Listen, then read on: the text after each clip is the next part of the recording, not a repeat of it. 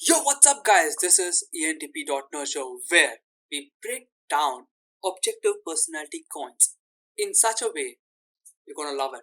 Okay, in this week, we are going to type this guy, Michael Dubin. The first clip that we're going to see is him freaking out about observer stuff. Observer meaning he feels stuck in things, systems, missing information like websites or like actual things. You will see. Let's play the video. Or whatever it is, it's too much for a little couple pieces of metal that scrape the hair off your face.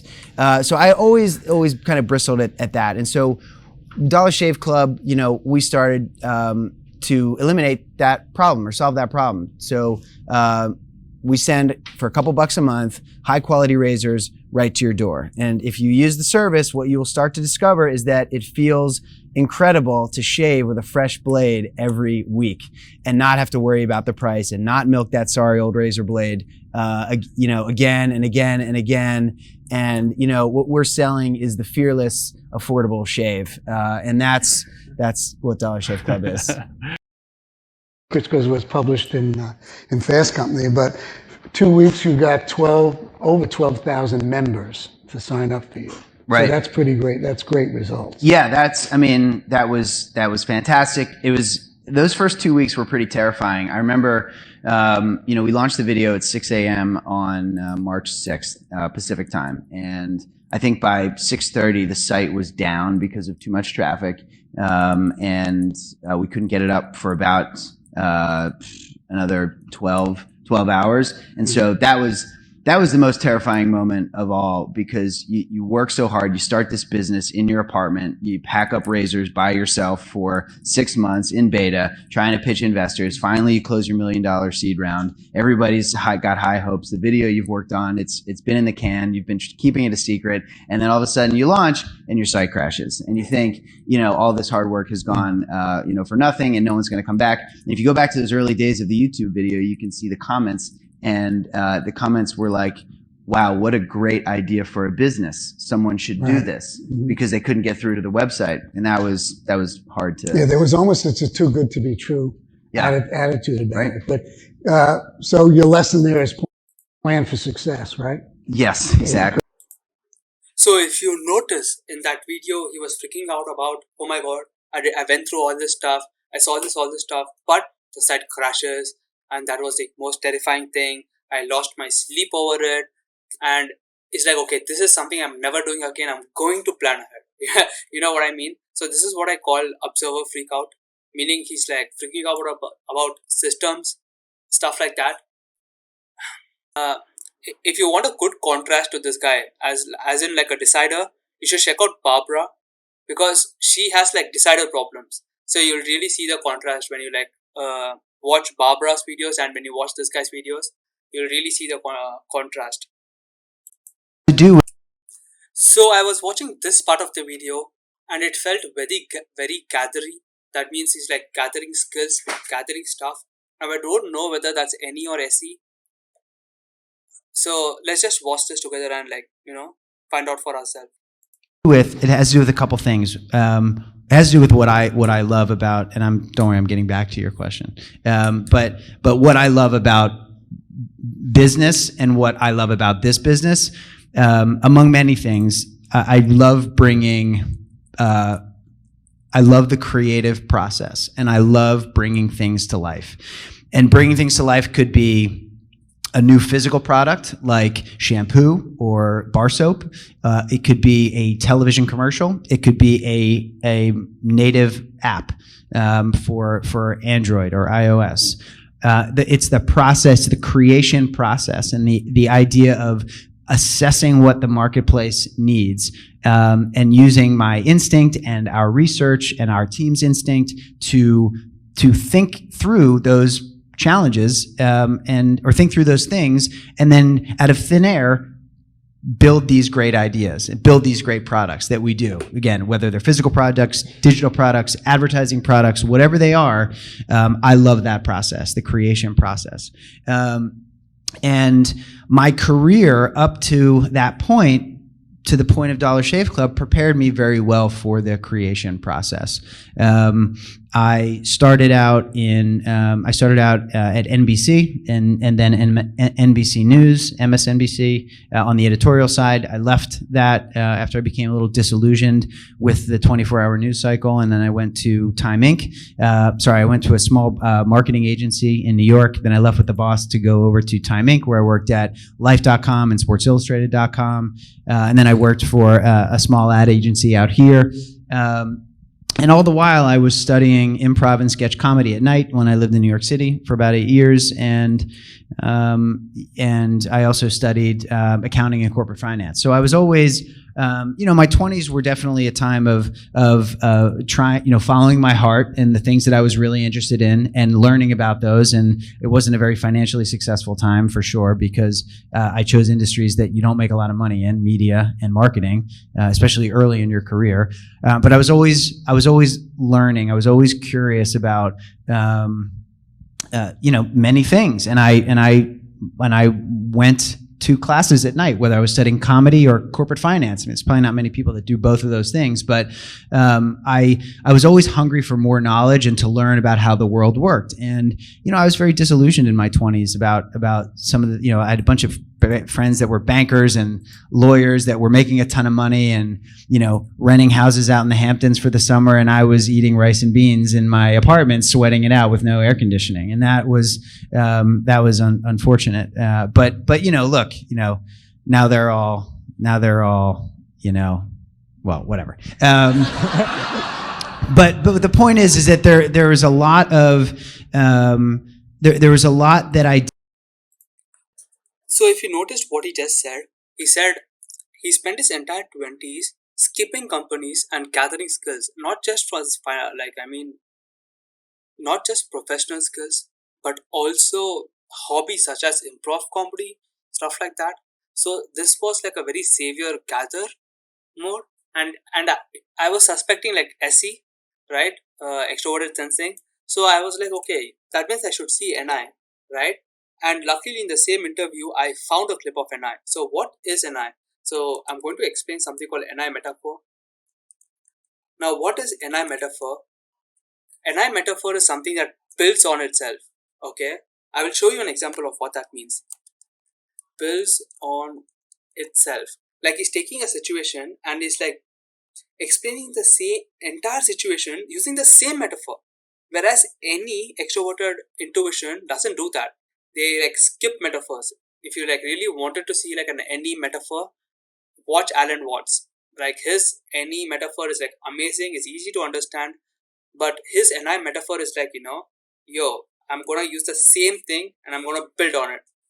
Let's explore that.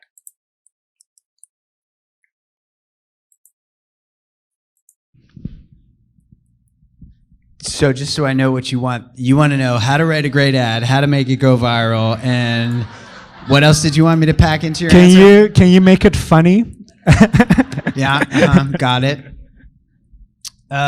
Basically, what is it that really makes it successful? You gave a very thoughtful answer, yeah. But how do you make a viral ad? Well, I think, not to just restate what I said differently, but I do think that what is viral? What does it mean? Viral means, a virus finds a host. It finds fertile soil. And sorry, I'm mixing my metaphors there. What is a virus? A virus doesn't, a virus without a host dies, right? It needs a host to live. And the host there are a set of conditions that a host has that the virus feeds on and multiplies in. So if you take that out of the jungle and put that into the shopping experience, what are the conditions, what are the conditions of your host that you're looking to implant the virus, of the idea virus in? Stick with me. So what's the idea that you're trying to plant in the host? And what are the conditions inside the host? So like, what does the consumer, so to take that out of space, like what does the consumer feel? What are they going to react to that's real and make them laugh or cry or say, yes, life really is like that? What's going to move them? You have to find that thing that's totally, you have to find that resonant idea. That's what it is. Just like the virus finds the host with all the right conditions, it's a resonant idea. That's at the essence of all great communication pieces, whether they're movies or songs or advertisements. They are, that's what it is. They are resonant ideas based on our shared experience of humanity. That was an awesome. So that's what he's meaning. So he used an entire virus analogy. Okay, there's this virus, it's in jungle, and it comes out of jungle, and it gets people in, it needs host to find. Okay, whatever, he's trying to explain marketing, and he's trying to explain this concept of resonant idea. Now, this is 1952, okay, notice the timestamp. Now, let's skip to the interview, and notice him bring the same analogy. Any extraordinary intuition doesn't do that. So, let's skip to 2821 or 2815. So, Context. Wow.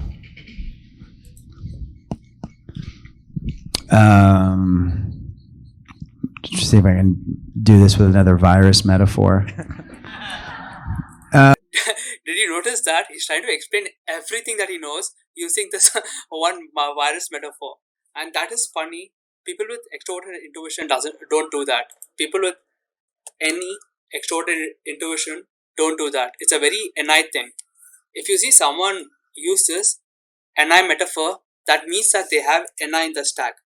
NI in top 4 functions. NI in top 4 functions. Okay, so it's so that was funny. Let's go on. Now let me define another coin called play energy.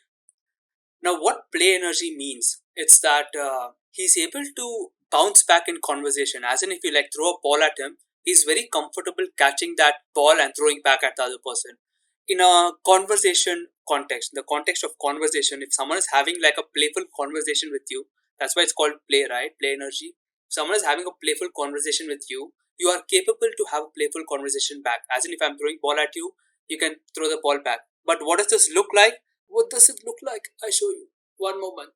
2880. So now, I mean, just to be clear, Okay, you took 2 questions. The audience, Troy Carter took 2 audience questions. entrepreneurs need to adapt and just fit the situation. You see this? This guy put this guy in a tough situation. This guy came back with some comeback. This guy didn't like just become quiet and put down, right? He was very comfortable. He was like, yeah, all right, whatever. I'll play your game, okay. So what does this mean?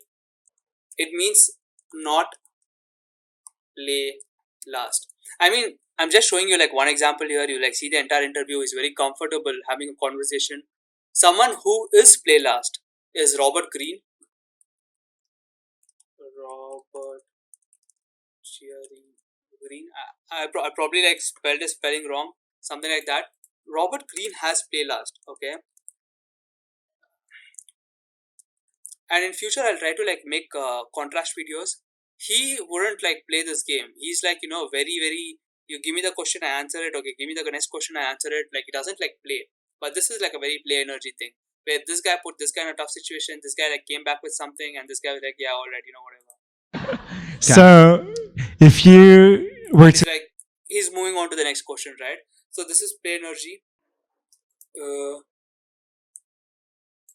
And also, if you have noticed in this SE gathering thing, he was very comfortable gathering things. So I could probably bet not consume. Oh my god, the spelling. Consume. No, it's consume last. Not consume last. Okay. And this is iffy. I can't prove this. But for me, it feels like not consume last. So what have we concluded? So let's conclude this stuff, right? So seems like an observer, okay, has an eye. Seems like an observer has an eye.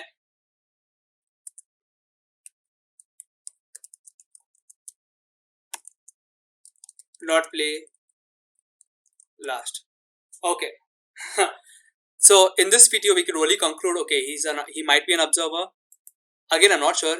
So he might be an observer, has NI in top 4 functions. So he could be like a lead SE and daemon NI, but he could also be like intuition NI.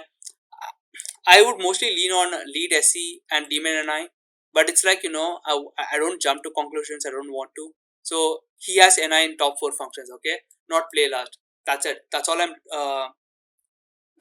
deducing to in this video. So let's end this video with like a very wholesome message of this guy's entire marketing campaign. Like, what this guy excelled at is like creating ads and making his product really, really popular. And he has like a very beautiful. Right there, it's funny. We have 2 women asking questions. He doesn't even make pink razors.